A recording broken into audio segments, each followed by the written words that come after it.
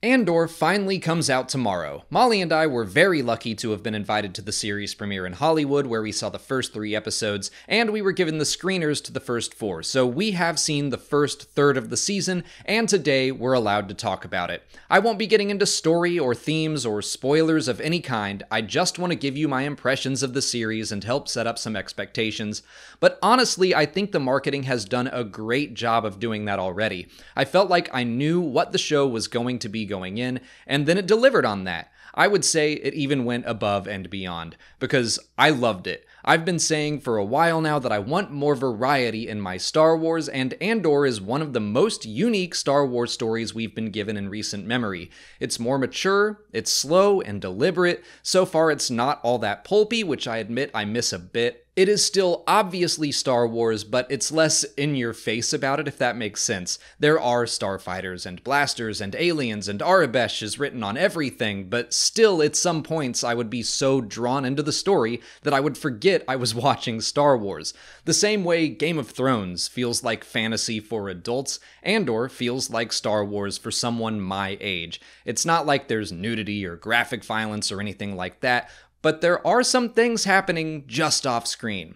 I'm just trying to say that a lot of Star Wars projects are made for someone younger than I am. I still enjoy them, they're still completely accessible to me. I think Star Wars Rebels is great, for example, but Lucasfilm didn't make that show for people in their 30s. Andor feels like the opposite, made for a slightly older audience, but not completely alienating to the younger crowd.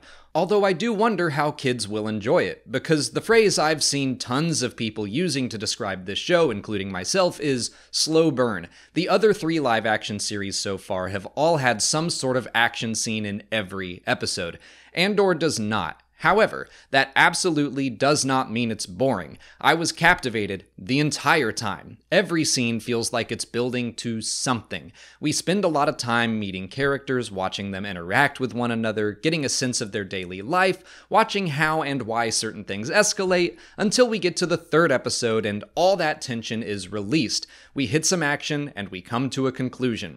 I expect that will be the format of the rest of the series. Tony Gilroy has said every 3 episodes would be their own arc. I was a little annoyed when they announced they would be doing 3 episodes on day 1, just because I didn't want to be a quarter of the way through the series in one day. But now I think it was absolutely the right call just to help the audience experience one full meal. The first 2 episodes end kind of abruptly, and then the 3rd brings it all home and makes it all feel complete. It's kind of like some arcs of the Clone Wars in that way. Going into the 4th episode, I felt like I knew I was only going to get a taste of the next arc, and yeah, it ends kind of abruptly, but I was cool with that because I think I understand the flow of the series.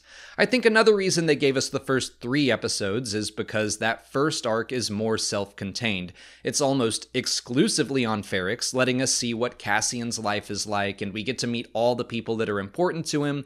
I will tell you, there is no Coruscant, no Mon Mothma, none of that until episode 4. And then we do a lot more bouncing around between characters and planets, and the series opens up a lot more. I think it was smart to get through all the Ferrix stuff in 1 week so we could get to the wider scope of the show more quickly. That's not to say I didn't like the Ferrix stuff, because it's really a great way of showing how people in the Star Wars universe just live their lives. Tony Gilroy has talked about wanting to show the regular people of the galaxy. Ferrix is like the equivalent of a coal mining town, built around this one industry, kind of mundane, everyone knows everyone else, and then we see how personal squabbles might blow up into something bigger and might spiral out of control. Spending time with all those characters and seeing them during a normal day makes it all the more impactful when an abnormal day comes along and they have to make some tough choices. And I can already see how this is going to escalate and get worse and worse. It's kind of like how you need to see the Shire at the start of The Lord of the Rings. You need to see how hobbits live and how peaceful it all is, so you know what Frodo is fighting to protect and what he's sacrificing. I'm really into the way Andor starts a little smaller, and then I think will balloon out and get bigger and bigger over the course of the next 2 seasons, which is actually a very Star Wars thing to do. Star Wars Rebels starts on Lothal and spends most of Season 1 there. Then they join the larger rebellion, and Season 2 is a lot more planet hopping. Star Wars Resistance begins primarily on Castellon for Season 1 and then expands in Season 2. Andor has a similar format, it just gets to the larger story faster. I think I've talked about the format of the show enough, so let's talk about production design. I am so blown away by how it looks. Look, I love the volume. I think The Mandalorian has used it to great effect, but I didn't love it in Obi-Wan Kenobi, and there were a lot of factors that I think forced production into overusing the volume. It's a great tool, but it's so refreshing to see the real sets they built and how they can be shot. Everything feels so big and alive and gives off that classic Star Wars lived-in feeling. There were shots in Obi-Wan Kenobi where things just felt limited and a little smaller than I would have liked. Shots in Andor feel big and epic, even though the story starts out a lot more personal and focused. The writing is great. I was curious to see how it would all feel with Tony Gilroy at the helm. He has pretty firmly said he isn't a fan of Star Wars. Not to say he has some vendetta against it, he just didn't grow up obsessed with it. I don't think the people working on Star Wars have to be diehard fans at all, but still, most everyone that ever works on Star Wars talks about how they've loved it since they were 6 years old and this is a dream come true. So I was just interested to see Tony's perspective as someone who could take it or leave it. Seeing him speak at the premiere, he definitely seems to be enjoying his time in the universe, and seeing what he's creating, I think this kind of perspective is welcome. Because like I said earlier, I want variety in my Star Wars. I like lots of different Star Wars stories for different reasons. I think The Mandalorian is fantastic. It feels like it's made by fans, and it's well known for its cameos at this point and fan service. Some people will say that in a negative way, but I think it's great to have a show like that where we freak out over the Darksaber and Cobb Vanth and Bo-Katan and Black Chrysanthemum and Cad Bane.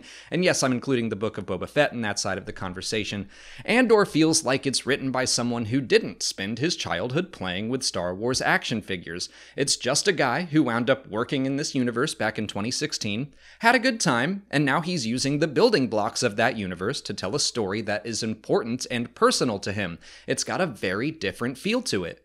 But of course, Mon Mothma comes into the story in Episode 4, we know Saw Gerrera is on the way, we're still very firmly within the Star Wars universe, everything just feels a little more reserved so far. I do get the sense that Gilroy is very open to collaboration. Lines are still full of references to planets or other Star Wars-y things that make me go, there's no way Gilroy wrote that, but he was down for it. There's actually something in the first couple episodes that made me pump my fist because it had to be a collaborative effort to pull off. It's very nerdy, but it made me so excited, and I think it speaks very well of Gilroy as a self-described non-fan listening to the story group or whoever is trying to make sure this whole thing still fits in the Star Wars universe.